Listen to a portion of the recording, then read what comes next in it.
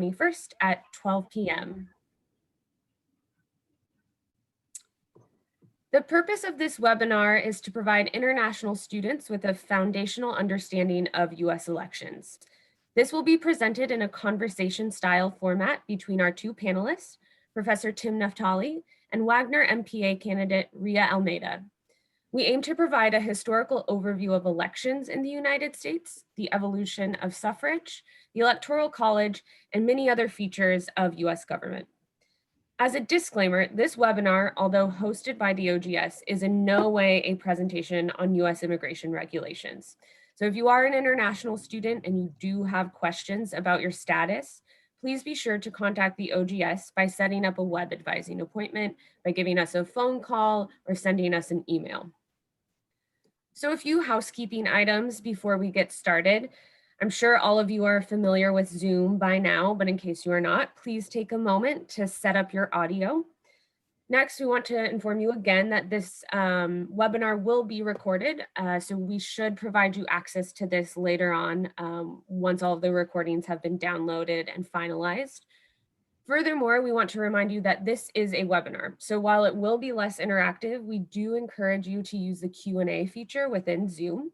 So throughout the presentation, if a question arises, please use that function to ask your questions. While we will not address them on the spot, we will save time at the end of the session to ask audience questions to our panelists. So without further ado, I'd love to introduce you to both of our panelists here. First, we have Professor Timothy Naftali, who is a clinical associate professor of public service and a clinical associate professor of history, as well as the director of NYU's undergraduate public policy program. The first federal director of the Richard Nixon Presidential Library and Museum, Naftali has served as an historical consultant to a number of federal investigative and historical projects, such as the 9/11 Commission and the Interagency Working Group on Nazi and Imperial Japanese war crimes. The author or co-author of 5 books, and editor or co-editor of 8 books, Naftali specializes in presidential, international, and espionage history. He is currently a CNN presidential historian and appears regularly in historical documentaries. Next, we have our wonderful student facilitator, Rhea Almeida. Rhea is a second-year MPA international student at NYU Wagner, hailing from Mumbai, India. In the past, she has worked in the fields of policy, advocacy, and development for SEWA, a women's labor union in India. Prior to that, she worked as a TV news journalist in New Delhi, and her areas of interest include workers' rights, gender equality, grassroots level advocacy, and coronavirus response policy. She serves as a senator for the Wagner Student Association and is also co-host of the Hallway Talks podcast series. So on that note, I'm going to turn off my camera and hand it over to both of our panelists. Thank you so much, Jennifer. That was such a great introduction. I don't know if we can live up to it. Professor Naftali at the moment is having some audio trouble, and he is in the process of fixing it. So let's just, but give him a few minutes, and I'm going to request our audience to be patient because I think we've been on enough Zoom calls where we've had to deal with this kind of stuff. So there we go.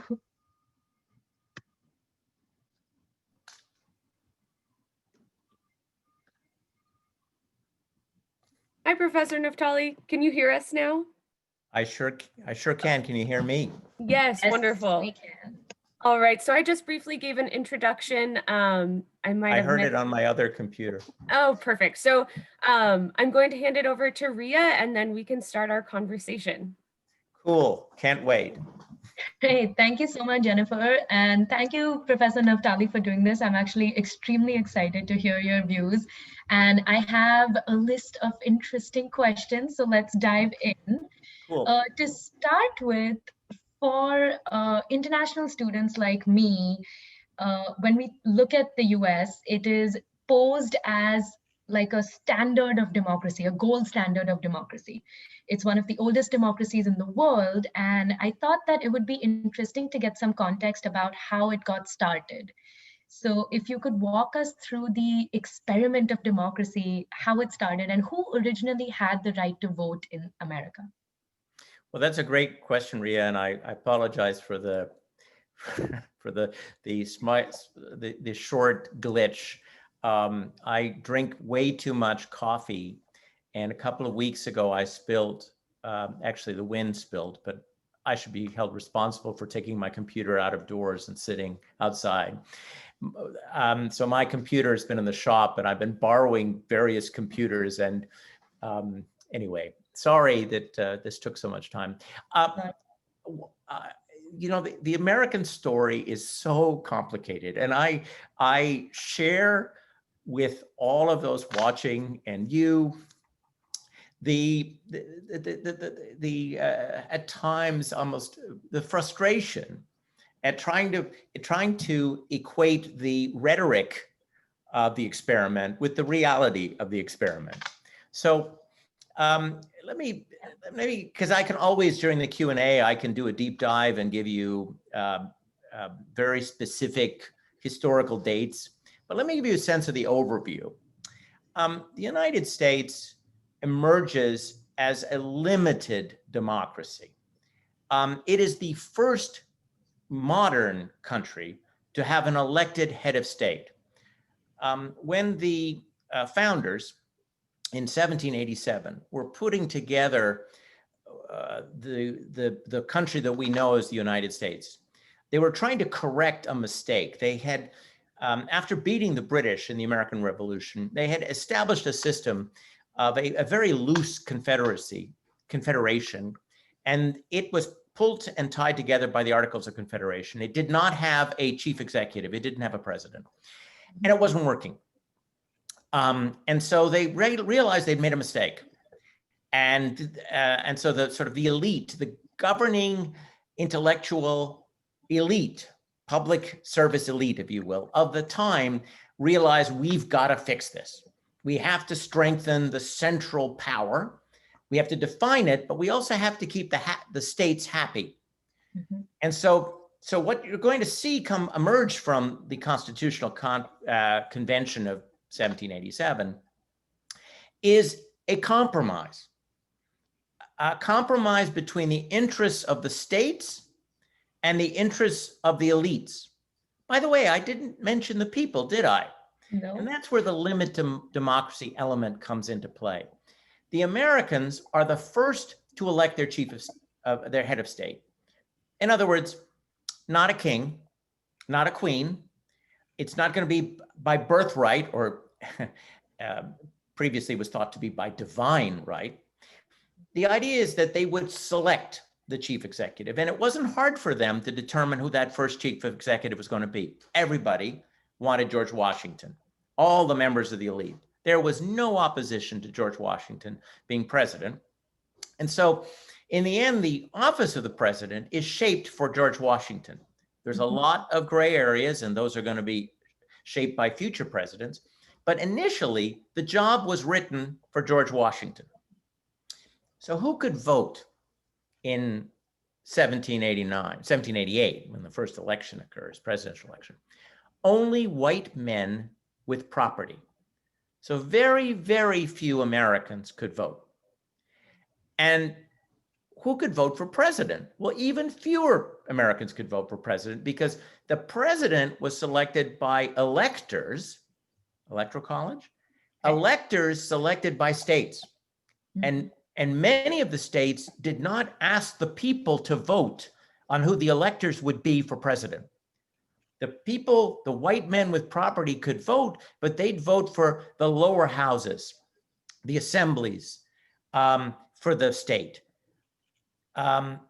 Most states, and in the beginning, all states had two houses their legislature was what we call bicameral. It had two houses. And normally the lower house was elected by those people with a right to vote, and the upper house was selected by elites. It mirrored the British system of having a House of Commons, which is elected by the people, and a House of Lords, which initially was selected by the king, but over time was selected by elites below the king. So the American system is not a direct democracy from the beginning. Right. What happens, and it's a glorious story. when I say glory, I'm not saying that it's an exceptional story and the Americans figured out how to get it right. And no. It is what makes history full of passion, because what happens is there's a struggle. Until the Civil War, this is a peaceful struggle, a political struggle to expand the definition of we the people to include more and more elements of American society. And that struggle continues. It is an American struggle.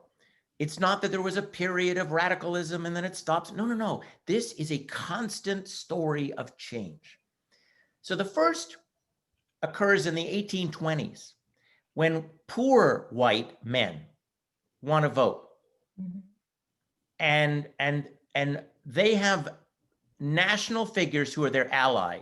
And one of them is a former general from the War of 1812 known as Andrew Jackson. And Jackson identifies with poor whites. These are men without property, okay? And states who in the US, until later, the states determined who got to vote. When those compromises occurred in 1787, the states were the ones who would decide how people voted, in other words, the manner by which they voted, when they voted, and the conditions or qualifications for voting. So a number of the states begin to allow white men without property to vote. And this happens gradually during the 1820s and early 1830s. And some people of color, only men, some people of color have the vote in the northern states of the United States. But in some of those northern states, the ability to vote without property is not extended to men of color who can vote only with property. So there are a series of rules which are that have a racist tinge, which limit the growth of suffrage in the northern states. Of course, in the southern states, you have enslaved people, and their story, the story of their suffrage is quite different and occurred later. So you have this expansion. Now keep in mind, with those few exceptions, people of color couldn't vote. No women, whether they were white or of color, could vote. And then you have the Civil War.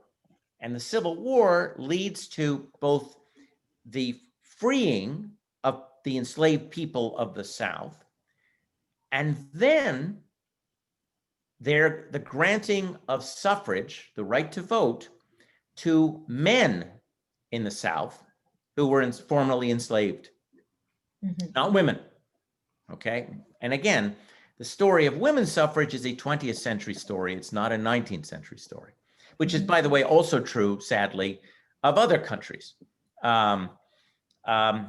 So you have with the 15th Amendment in 1869, the granting of voting rights to formerly enslaved people. And in fact, the amendment is written so it says you cannot deny someone the right to vote on the basis of race.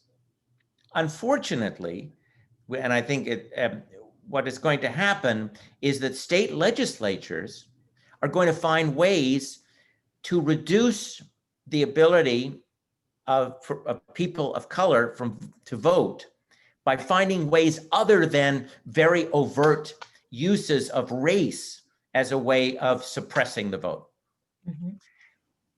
In 1920, women get the right to vote, and that's the 19th Amendment of the American Constitution. And then in 1964, there is an amendment of the Constitution which prohibits the states from levying a tax on people and using that to prevent them from voting. Those were called poll taxes. If you couldn't pay that tax, whether it hit disproportionately people of color, but it hit poor whites as well, you weren't allowed to vote. So the US Constitution, the federal government, with the concurrence of the states, because 3/4 of the states have to approve a constitutional amendment, in addition to the Congress for it to to be ratified, they prevent this one form of voter suppression. The next year, they try to get rid of the other forms of voter suppression with the Voting Rights Act of 1965, and that eliminates the literacy test. These were pernicious tests that were written basically for the person to deny the person the right to vote. So they would ask a voter, a prospective voter, questions that a constitutional lawyer would have a hard time answering. And then when they couldn't answer it, they were denied the right to vote. So in 1965, Congress corrects that. And then in 1971, the 26th Amendment lowers the voting age from 21 to 18. And so you get the suffrage that we have today. So anyone who says that the United States was the first modern democracy has to explain why it took so very long for people of color, for people without property, for women of all kinds, and then for people younger than 21 to be able to vote. And the story is a story of struggle and enlightenment and evolution. Absolutely. And it's so interesting that in 2020, we're still fighting for that right to vote, because there are still mechanisms that are trying to dismantle people's right to vote. There are still, for example, incarcerated citizens that don't have the same rights to vote. So we're at the Electoral College. Almost all citizens of the US now have the right to vote. How does that vote translate into who sits in the White House? Well, sorry, go ahead, Rhea. So in 2016, we saw the last election, and I remember one of the statements that I kept hearing after the election as an international witness to this was that 80,000 people in 3 states were the ones that determined President Trump reaching the White House, and Hillary Clinton lost the vote but won the popular vote. And this, I think, distinction between the popular vote and who actually gets into the White House is quite a confusing distinction for people who don't have this presidential system. So could you walk us through that Electoral College? It goes back to that compromise I mentioned, Rhea, earlier. The founding fathers weren't sure whether they wanted an appointed president or whether they wanted the people, as they defined the people, to elect the president.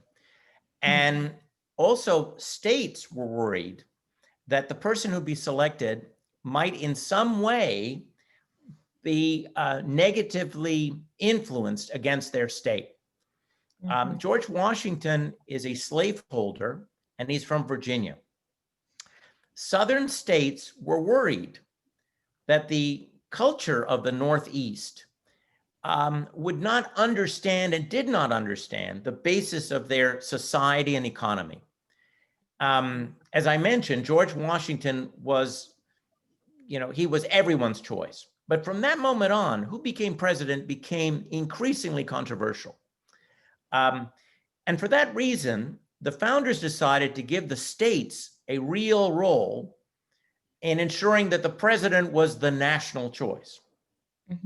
So the Electoral College was the group who would select the president.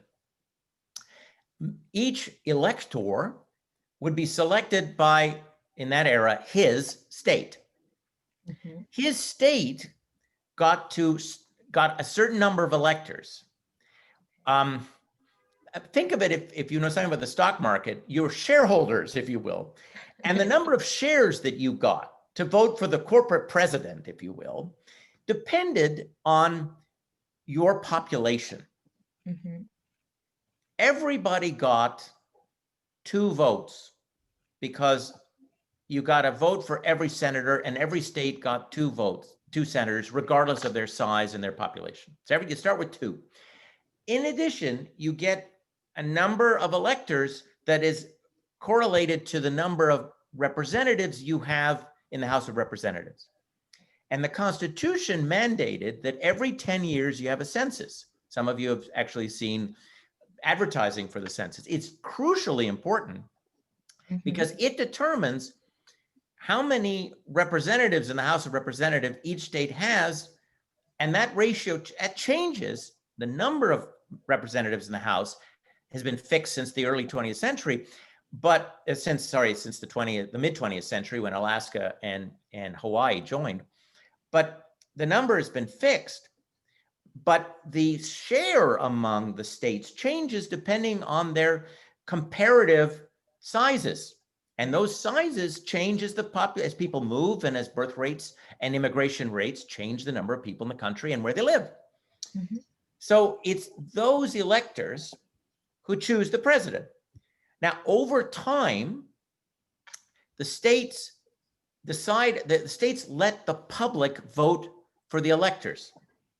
The public would go to vote on the second Tuesday in November, or the first Tuesday in November, and they would vote for a slate of electors. And then the state said, the person who gets the most number, the presidential candidate who gets the most number of votes in our state, will get all the electors to which we are entitled under the system, and they will go to the Electoral College, not physically, the votes go though, and vote for the president.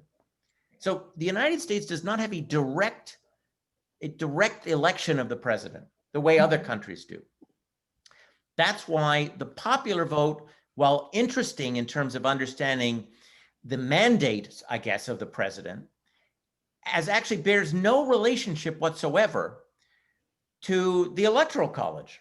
Right. It's the Electoral College under the US system from the beginning, which selects the president. And you may say, well, how archaic? Well, indeed, it is. But it represents the fact that still that this is a country that is a federation. Mm-hmm. Many of you who are listening, and I hope in the Q&A you will talk to me or us about this, come from federal states. You know that there is a tension built into the system between the central government and the provinces or the states, however they call the subunits. In this country, one way of satisfying the states when the country was born was to give them this role in selecting the president. Over time, the public has taken over the state's role, but the states still make decisions. For example, Maine and Nebraska do not award all of their electoral votes to the nominee who gets the most popular vote. Mm-hmm. They do it. They have some of their electors go to the person who wins the state. Some go to the person who gets the most number in their congressional district. So that's why you may, if you're interested in watching how Biden and Trump are doing, you see separate references to Maine's first congressional district and second congressional district, and Nebraska's first congressional district and second congressional district, because those will be awarded to the person who gets the most presidential votes in those sub areas. So it's still up to the states how they determine the way in which the public chooses the electors that go to the Electoral College. Mm-hmm. And I mean, I don't want to put you on the spot and ask you for your opinion on this system, but do you think it's an effectively representative system of democratic election? No, it's not an effective representative system of the American democracy. It's a representative system of the American Federation. It is a way of giving Rhode Island and Wyoming, two states with small populations, a stake in the presidency that they might not otherwise have because they're so outvoted by California and New York and Texas and Florida. Now, it's all about the philosophy of the country. And the beauty of the American system is it evolves. And the Constitution has evolved. The definition of the people has evolved. Right. And the American people may decide we want more of a say in who becomes president, but they would have to get 3/4 of the states to agree to reduce the power of states. Yeah. And well, it's very hard to ask people to give power away. Yeah. But it's happened. It's happened. Each time you expand the suffrage, you are giving power to more people and away from elites. So it has happened in American history. It's just hard to predict when it will happen again. Absolutely. And of all the things that happened this year, this is also a census year. So important to see how that influences the next representatives. And you see, by the way, that the current government is very nervous about the census and is very interested in finding a way to reduce California's number of electoral votes. And they're doing it by trying to prevent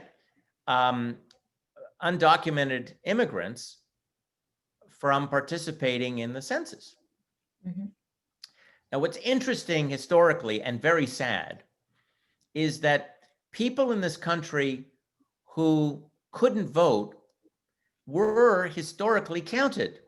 They weren't counted as a single individual. They were counted as a percentage, a share, and these, I'm speaking of enslaved people.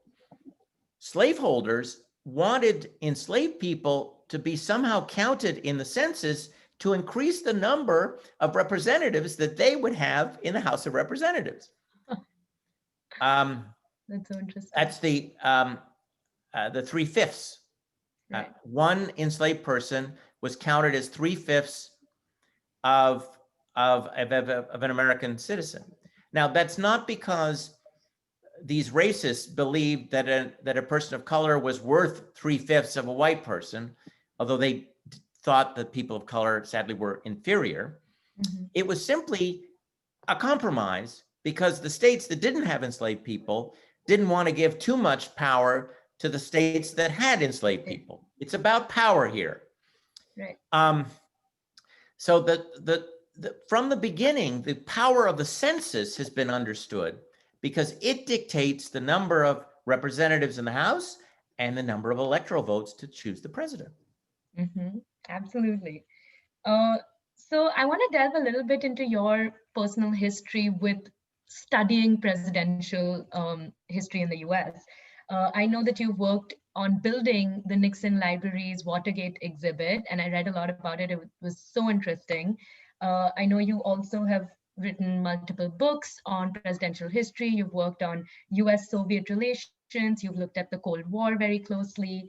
You were also a consultant on the 9/11 Commission. And so I think you've seen, witnessed, studied many, many important historic moments in the US presidential history. And some of them that kind of, I guess, challenged democracy. Watergate was something that challenged American democracy. So you've studied all of these historic moments. How does the current president and the current scenario we're living through, how does it compare? Is it really as outlandish as we think it is? Well, I want to make clear that one of the things I try hard to do in my classes is try not to be an advocate for any particular party. I'm not a particularly partisan person by nature, although I have political views. Mm-hmm. So I'm going to start my conversation, this response to a very good question, by making clear that not every Republican president has challenged the norms of our system, the American. Sorry, when I say our, I'm also an American citizen now. The American system, the way that Donald Trump has. I am very worried. I am very worried because I get asked the question, as you mentioned, I do some commentary. I get asked the question a lot. Will the Trump presidency change the norms, the ethics of the presidency? And my answer has always been the same. Doesn't mean it's right. It's just been my answer. It depends whether he's reelected. Because I think this is true of politicians, and I've studied other countries, and I've lived in another country. I think it's true in many countries that politicians are often very cowardly. Mhm. They are motivated by power, the acquisition and retention of power. They are trying to figure out what enough of their constituents need or want to stay in power. Mhm. They very rarely, and that's why I like to study the ones that are different, very rarely do they lead or try to influence or persuade. Um, when I'm working with our students, I'm not a cynic. I couldn't be a teacher if I were a cynic. I don't think a cynic should teach. So I don't think it's naivete. Some of my friends would say it, but I retain a certain idealism. But I Mhm. do share with students that public policy, you make a difference in public policy, but that some elected people you will interact with are not going to be that interested unless you can make an appeal to their self-interest. And their self-interest is political self-interest. What Donald Trump has done is he has brought to power people who think it's okay to confuse your own personal needs with the needs of the country. Mhm. They think it's okay to have civil servants. I was a civil servant when I was at the Nixon Library. My salary was paid by American taxpayers. I was creating a space where a socialist, a communist, a right-winger, a centrist, a liberal should feel comfortable. My job was not to promote one particular view of the United States, nor my job was to create a safe space for visitors to exhibits of public history and to scholars working with the stuff of history in our archive. Donald Trump doesn't believe in an independent civil service. He wants civil servants who are loyal to him. We know this because he says it all the time, and he fires those who aren't. The United States took years to develop an independent civil service. It didn't happen until the 1880s. And to lose that would have severe consequences. For example, it would mean the people interacting with you when you pay your taxes, or if you're an American citizen. Um, anytime you interact, hello? Anytime you interact with the US government, there would be the possibility that the person interacting with you is politically motivated and will not be working with you as a citizen, but will be trying to figure out if you're worthy of assistance or of the opposite from the US government, using the power of the federal government to penalize people who are not loyal. When that happens, that undermines the basis of a constitutional republic. Mhm. Those ethics are right now being assessed by the American people.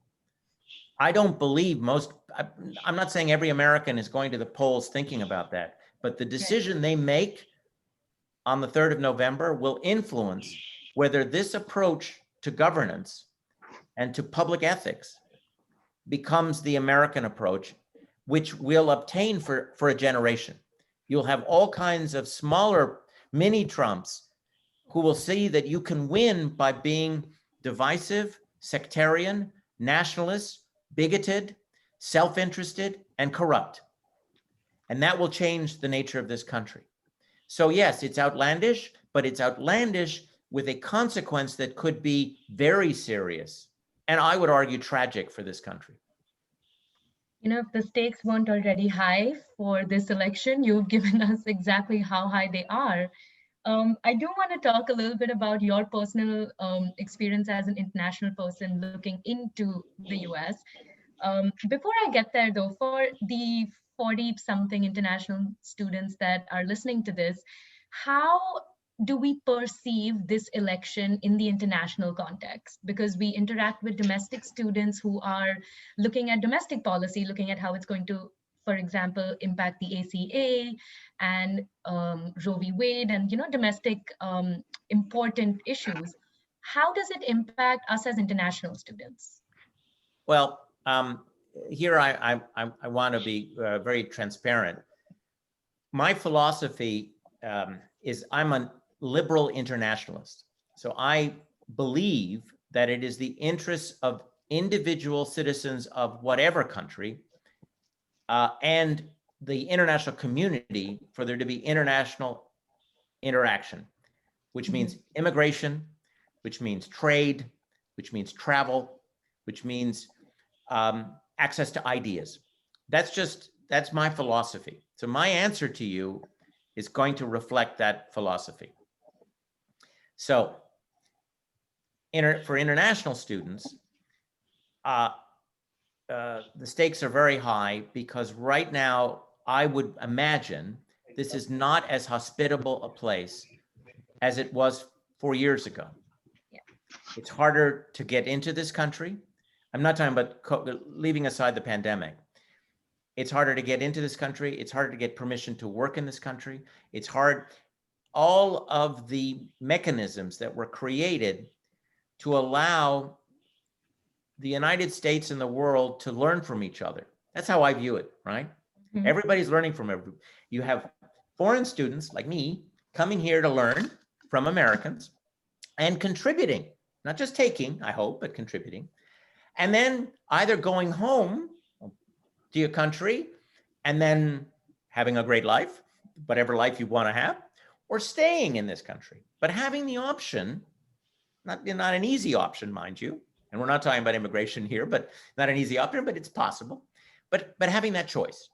And the door being, the rules being clear, but there being a door that is not locked so that this is possible. Mm-hmm. Now, I believe that it is in the interest of every country in the world to have this kind of approach. It's not just an American advantage. But the government now is dominated by people who have a pinched sense of the world and who are motivated by what I would argue is historically a set of myths about the nature of power and success in the international system. Now, we don't have time to go through all these myths, but I will say that the 1930s, and I'm not talking about, I'm talking about the rise of nationalism, but I'm not talking about Hitler Germany. But the 30s are a reminder that when countries are at each other's throats and use tariffs as a way of protecting themselves, mm-hmm. the world loses, which means every country loses. That this kind of approach, this protectionist approach, whether it's about ideas or goods or human beings, this protectionist approach is the approach of weaker losing societies that are afraid to compete. And every society has a reason for healthy competition, good reason for it. But that's just my philosophy. So that's on the ballot too this time. India, man. Make Absolutely. India, make. So you were an F1 student when you first came to the US, and I'm an F1 student. I'm sure a lot of people here are. And it's different watching US politics from abroad and then being in this country and then witnessing it firsthand. So in your experience, what did you not understand or not learn about US politics until you were in the country? Well, I was born in Canada, and I'm from the province of Quebec, from Montreal. I do speak French, but my mother tongue is English. Montreal is roughly 100 miles from the U.S. border. Most Canadians live within 100 miles of the U.S. border, and that's significant because it means you watch American television. Right. And I read a bit. I was interested in the United States, and I would travel here. I have relatives, had and have relatives in the United States. But I had what I would consider a presidential view of the United States. I assumed the president was more powerful than the president actually is. Mm-hmm. So one of the things I learned when I got to this country was the role of Congress and the differences between a parliamentary system and the American constitutional system. Parliamentary systems, as those of you from parliamentary systems know, the executive and the legislature are joined. The executive emerges from the legislature. Right. Now, you also have either a president on the top or the queen, who has the final say, but usually that person has no power. So really, it's the executive that emerges from the legislature and that runs the show. With the exception of those moments when you have minority governments or coalition governments, the executive pretty much does what it wants to do. Now, there's exceptions, but they pass budgets, they run the government. The United States has this system where they can't pass a budget more often than not. And of course, it's totally understandable when you go back and look at the nature of the compromises that were made in 1787. The fear of any one center of power being too powerful. So I did not understand that until I came to this country. I saw from television and my reading as a kid, I just saw the Congress as an investigator of the president, because I was a kid, but I did witness Watergate. So that was in my mind, but I didn't fully understand the nature of how you make sausage, legislative sausage. The other one has something to do with television, may have something to do with me, but the other was my lack of understanding of the role of race in American society until I moved here. Yeah. I didn't grow up in the South. I didn't understand how race has permeated the evolution of American institutions. And the struggle for freedom for people of color is essential to understanding the basic story of the United States. Nevertheless, histories and the mainstream media of the time I was growing up in the 70s, when you had only three major networks, while discussing race, didn't fully explain or outline the role of race. Also, it was a very triumphalist story of the success. Look what we've done as a result of the second Reconstruction of the 1960s, when in fact the work was unfinished. Right. And it's the inability of the media and the historians that I was reading, would be popular historians. I wasn't a scholarly historian at the time. They didn't talk about the unfinished business as much. And it's what you learn when you come here is the unfinished story. And the idea that this country evolves. I believe it's a consequence of an unfortunate interpretation that a lot of Americans learn at home, maybe, or certainly in high school, which is this country is exceptional, which I do not believe is a helpful idea for anybody. Imagine, imagine if one's parents called you exceptional when you were a kid. Would you have worked that hard? Would you have worked? Think of how hard all of you have worked to get to where you are now. And if somebody had patted you on the head and said, now, that's different from giving you confidence, because everybody wants confidence from friends, loved ones, parents, you got it. But imagine if somebody had just told you from the beginning, you're exceptional, and gave you the sense that there's no unfinished work, no unfinished business. You know it all. You do everything perfectly. I just don't think you'd be as motivated to have achieved everything all of you have clearly achieved by being on this call. Absolutely. And I don't think it's good for countries either. And so there is a tension in the public square in this country because of this unwillingness on the part of some Americans to admit there's unfinished business, and that latent in the Constitution are aspirations, and those have not been met yet. And I didn't get any of that. I didn't understand that, and it was only coming to this country and living here, learning about life here, making friends here, that I fully got the ongoing struggle and understood it. I'm not saying I understand it as well as some, but I have a better understanding than I did when I was a kid growing up in Canada. Considering none of us have been studying US history and presidential history for 30 years, I think you do have a better understanding than most. Well, I haven't been studying really well. I mean, my own intellectual journey is a different story. I didn't when I was in graduate school, I did, yes. One of my fields was American history, but another one was medieval Russian history and international history and British history. But my dissertation was about the evolution of the U.S. intelligence community. My specialty was intelligence in the beginning, but it was intelligence history, and then it expanded when the Cold War ended and new documents emerged, and I'd studied Russian. It's a long story, but I began to do Cold War international history. I didn't do presidential history until a little later because in my career, first of all, I'm intellectually restless. I get bored easily, and I need new challenges, and I want to learn about everything. Not quite everything. I think medicine is beyond what I really can understand, but also it's a matter of my opportunities. I chose because some remarkable archival opportunities emerged in Russia. Right. I made a decision to leave the academic world, the tenure track world, as a junior professor. And from that moment on, I have never had a regular academic appointment.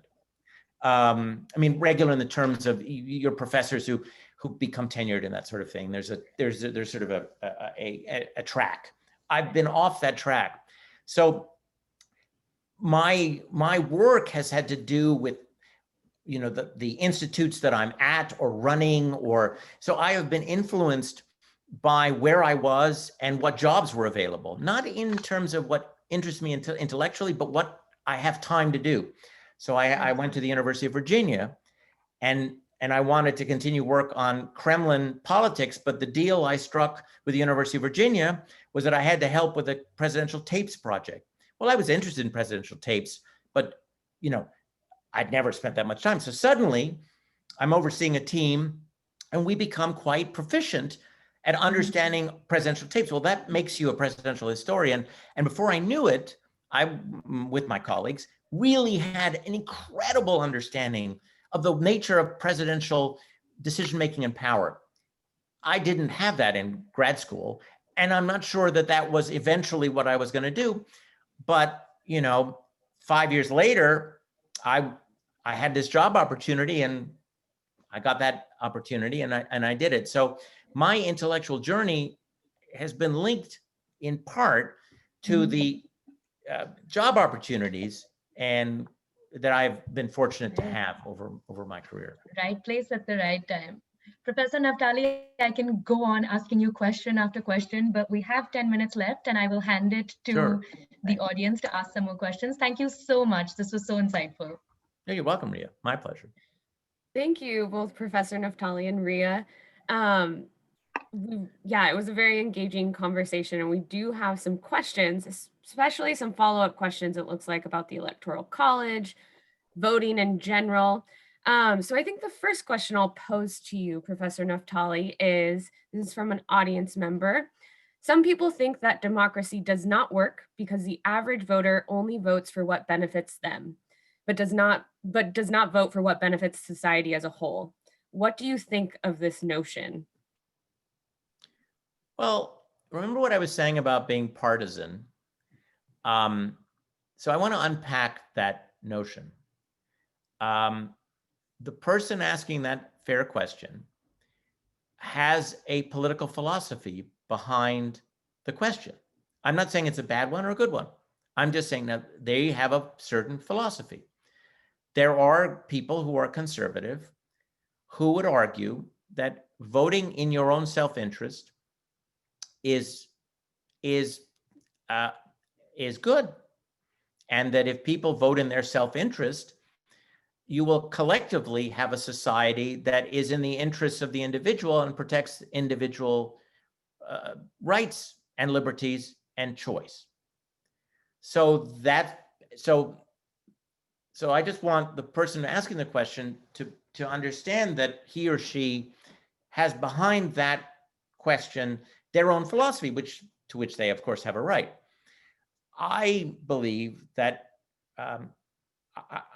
I believe democracy is the right to vote. And one of the things that all of us who care about where we live have to understand and learn is that not everybody makes the same calculation when they vote that you do. Now, if you become a policymaker, this means you have to understand the people that you represent and are trying to, whose lives you want to improve. I'm arguing from the Wagner perspective. You are going to be a policymaker because you want to improve people's lives, not the other kind of approach that I was saying was on the ballot now. So that's, but one of the, and I tell you, I mean, this is where my worlds not collide, but they really, if you remember Venn diagrams, is where they overlap. Because I have a sort of a deep understanding of intelligence organizations and of deception, and military and otherwise, and psychological warfare, and I know how people have thought about that and how it's evolved. And so I'm also thinking about the nature of the public square today in our informational world and what's motivating people to vote and the role that misinformation is playing. And that is one of the most interesting subjects. I'm afraid I don't have any great wisdom on this, except that the human being is infinitely interesting and perplexing. But if you think of each person as an individual and how they get to that vote, now they're probably not going to go to a polling booth if they're your age, but how they decide to vote, it is an important question to ask. And sociologists and political scientists are doing their best to figure it out. But I don't think there's any particular answer. And so that's why, though I'm looking at the polls, I can't say for certain who's going to be president, who will be inaugurated on January 20th. Thank you. So our next question, let me just read this out to you. It's a bit long. In the past, the US has been well known as the guardian of liberal democracy, which tends to lecture, quote unquote, other countries, or composing the worldview by arguing it as a human rights or kind of like this democratic angle. However, this approach has not been seen under the Trump administration, since it's more focused on trade, diplomacy, and its rivalry with China. Their question is, do you think the election result will influence US approach on this matter? Let's say if Biden wins the election, will the US return back to its role as this guardian of liberal democracy? Will it resume that position again? One of the things that this is a great question too. One of the consequences of the Trump presidency is it's shone a light on this country's commitment to engaging with the world. We'll talk about lecturing the world maybe later, and it turns out that the country, like on so many issues, is very split about this. There wasn't an elite consensus that it was in the interests of the United States to support, whenever possible, similar countries overseas. But that was an elite consensus. The elite, and when I say elite, I mean Republicans and Democrats alike. I don't mean just New Yorkers or Californians. But I'm not sure the extent to which, as the years went by in the 20th century, that Americans generally believed that or were committed to it. Because part of that whole idea involves foreign aid and foreign engagement, not military engagement, but Peace Corps, providing food, providing assistance, not CIA covert bribing, but assistance to countries. And that costs money. And Americans actually, I'm not sure every year was a fight for the US government to get a foreign aid bill passed.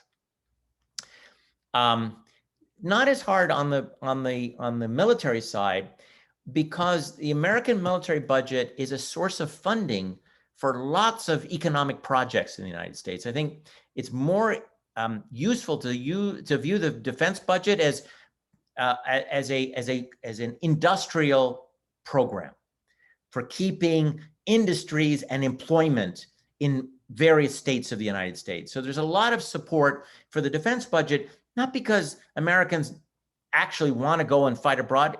The Trump period has shown that Americans are very happy to bring people back. What they want, though, is money to go into those companies that employ them, or the companies that they own shares in. So, will Joe Biden, if he's reelected, re-engage the United States with the world? That's really the question.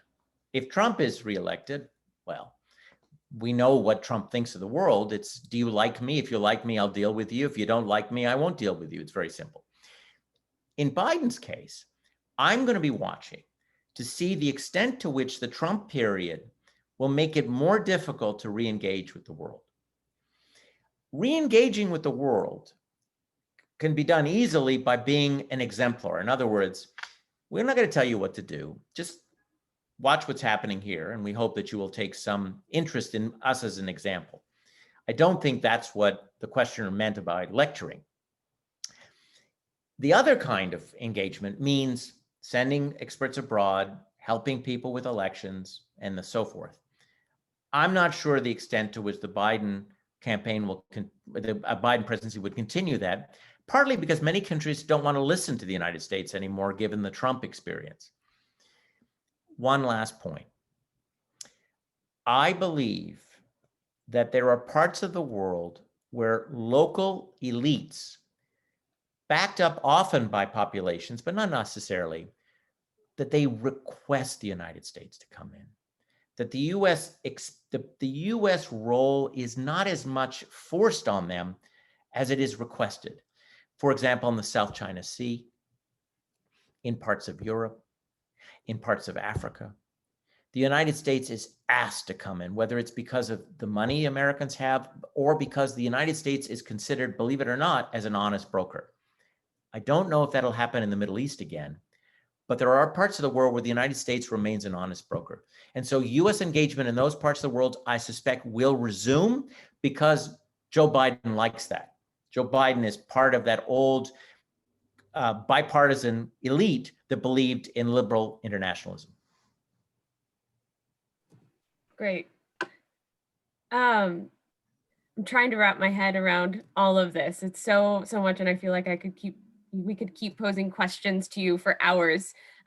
We do have a couple of questions about the Electoral College, and I think we often hear that key number of 270.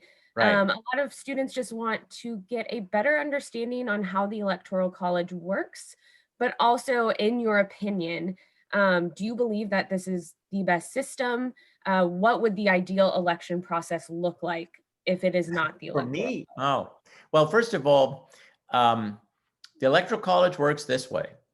With the exception of Maine and Nebraska, the state will determine which presidential nominee got the most votes, and then will assign all of their electors to that candidate.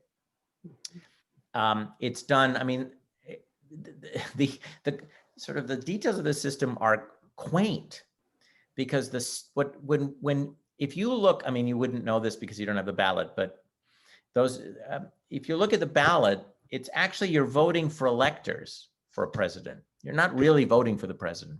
So there's a slate. Each presidential nominee, which is really each party, chooses a group of people that they're electors, and they're the people who are elected. Now, those people can vote for somebody else, even if they are a slate that is delegated, there's a slate that is designated for Joe Biden. There's the possibility that one of them could say, I don't want to vote for Joe Biden. I'm going to vote for Mickey Mouse.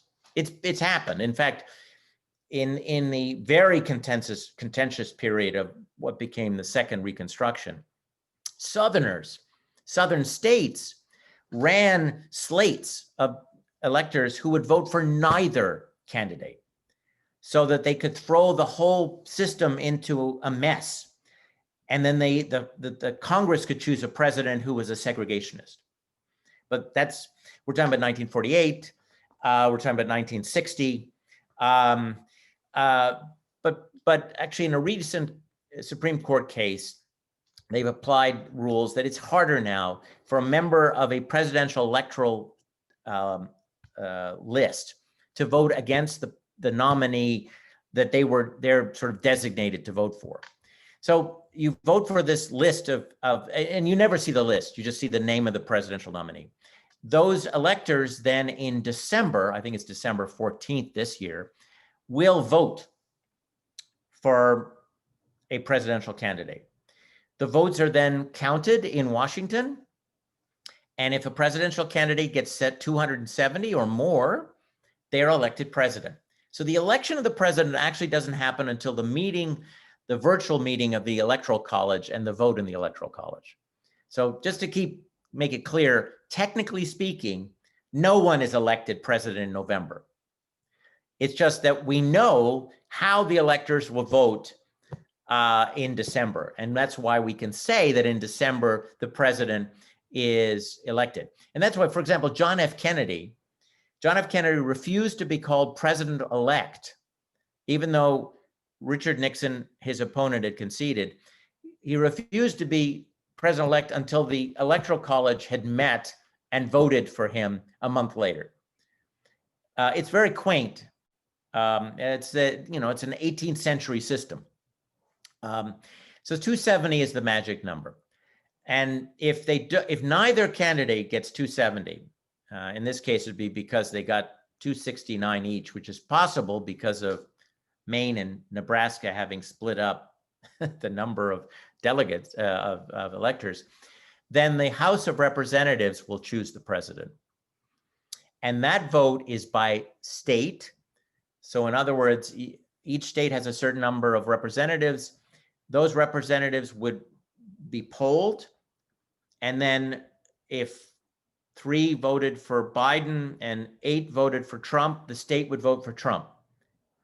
And so the president would be elected by a majority of the states and of the new Congress, not the current Congress. So if they're 269 each, it'll be the Congress elected this time who will decide. Now, right now, if that were to happen, Donald Trump would be elected president because more states are dominated by Republicans in the House, even though Nancy Pelosi is the speaker. California and New York and Massachusetts give most of their electoral votes to the Democrats. Donald Trump would be elected under that scenario, but that's only if it's 269, 269. That would be a very, very rare occurrence. There have been presidents chosen by the House, but it hasn't happened for the last time. It hasn't happened since 1876. Well, I think we're coming up on time here. I will save these questions though, and I might just pass them over to you to see what you think about them. And maybe we can share with our attendees later. But we want to thank you so much. This was really great. I think both, domestic students, US citizens like myself, and our international students learned a lot. And it's a very timely event. So we want to send you both our warmest gratitude. It was a really great event, and we really appreciate your time and all of the attendee questions. We do have a feedback form that we would like our audience to participate in, just to kind of gauge interest in future conversations around US politics. So definitely feel free to scan the QR code or access the bit link on the bottom. But that pretty much concludes our US elections series and our US politics series. So again, thank you for your time and your participation in this event. My pleasure. Thank you all. Thank you, Rhea. Great questions. Thank you, Professor Naftali. Yeah, thank you, Rhea. You did a great job. Thanks, Jennifer. It was so great to participate in this.